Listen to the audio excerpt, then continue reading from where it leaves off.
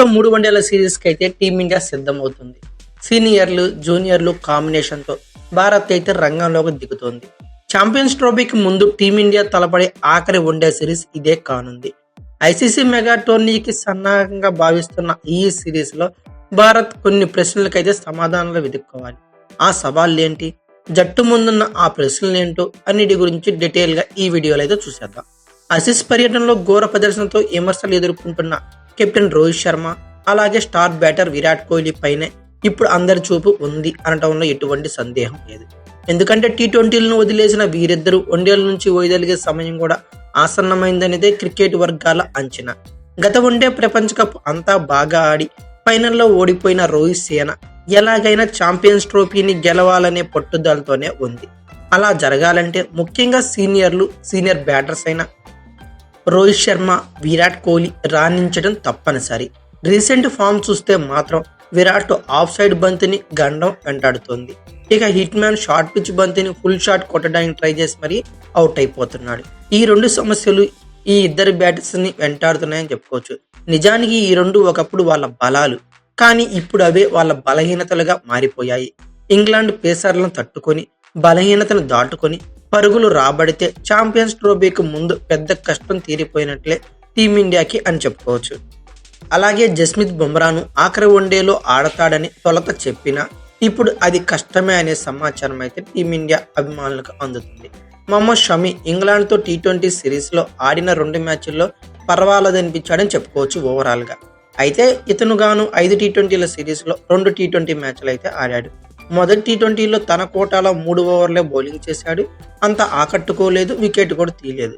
ఇక తను ఆడిన 2వ టీ20లో 4 ఓవర్ల కోటా బౌలింగ్ చేయనప్పటికే మ్యాచ్ కంప్లీట్ అయింది. బట్ 3 వికెట్లతో సత్తా చాటాడు. తొలత వికెట్ వచ్చేకి మంచి వికెట్ తీసినప్పటికీ చివరి 2 వికెట్లు టైలెంట్లవి కావడం కొంచెం నిరాశపరిచే అంశం అని చెప్పుకోవచ్చు.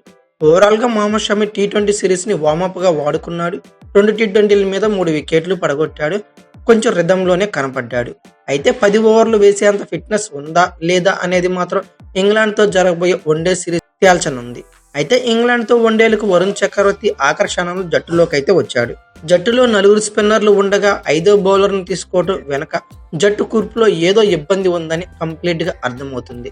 రవీంద్ర జడేజా, అక్షర్ పటేల్ ఒకే తరహా బౌలర్లు కావటం ఒక విధంగా చెప్పుకోవచ్చు.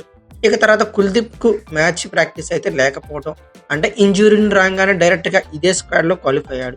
ఇంతకుముందు ప్రాక్టీస్ మ్యాచ్లు అయితే ఏమీ ఆడలేదు, వార్మప్ మ్యాచ్ల్లో అసలు పాల్గొనలేదు. 2 సమస్యలు అయితే ఇవి. ఇక వాషింగ్టన్ సుందర్లో బౌలింగ్ లో తేలిపోవడం మరో సమస్యగా మారింది. ఐసీసీ టోర్నీల్లో వీటి వల్ల ఇబ్బంది వస్తుందేమో అనే వరుణ్ చక్రవర్తిని అయితే ఇంగ్లాండ్తో వన్డేలో ట్రై చేస్తారని తెలుస్తుంది. అలాగే టీమిండియాలో హార్దిక్ పాండ్యా ఏకైక పేస్ ఆల్రౌండర్గా స్క్వాడ్లో అయితే ఉన్నాడు. అతనికి తుది జట్టులో చోటు అయితే ఖాయంగా మాట్లాడుకోవచ్చు. మరో పేస్ ఆల్రౌండర్గా నితీష్ కుమార్ రెడ్డి కనిపించిన గాయంతో జట్టుకు అయితే దూరం అయ్యాడు.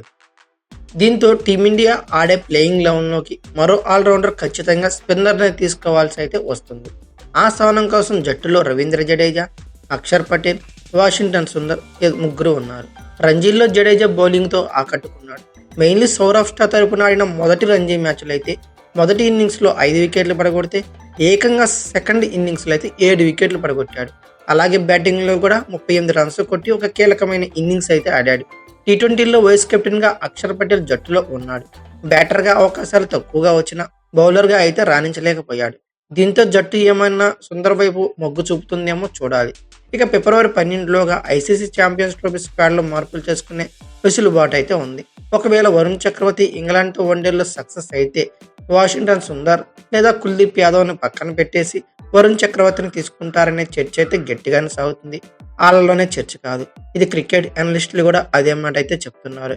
ఇక చివరిగా ఎంఎస్ ధోని నాయకత్వంలో 2013లో ఐసీసీ ఛాంపియన్స్ ట్రోఫీని టీమిండియా అయితే నెగ్గింది. ఆ తర్వాత ఫైనల్కు చేరిన కప్పు మాత్రం దక్కలేదు. ఇప్పుడు కెరియర్లో ఆఖరి ఐసీసీ ఛాంపియన్స్ ట్రోఫీ ఆడబోతున్న రోహిత్ శర్మ, అలాగే స్టార్ బ్యాటర్ విరాట్ కోహ్లీ ఆ లోటును పూరించాలని అభిమానులు అయితే ఆశిస్తున్నారు. అయితే అంతకుముందు ఇంగ్లాండ్పై ఫామ్ అందుకోవాలన్నదే సగటు అభిమాని ఆకాంక్షగా మాట్లాడుకోవచ్చు.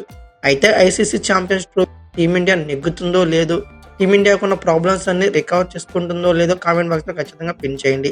అలాగే ఈ వీడియో కనుక మీకు నచ్చినట్లయితే like, share, comment plus subscribe చేసుకోండి. అలాగే పక్కనే ఉన్న బెల్ ఐకాన్ నొక్కడం మాత్రం మర్చిపోకండి. Thank you for watching. Have a nice day.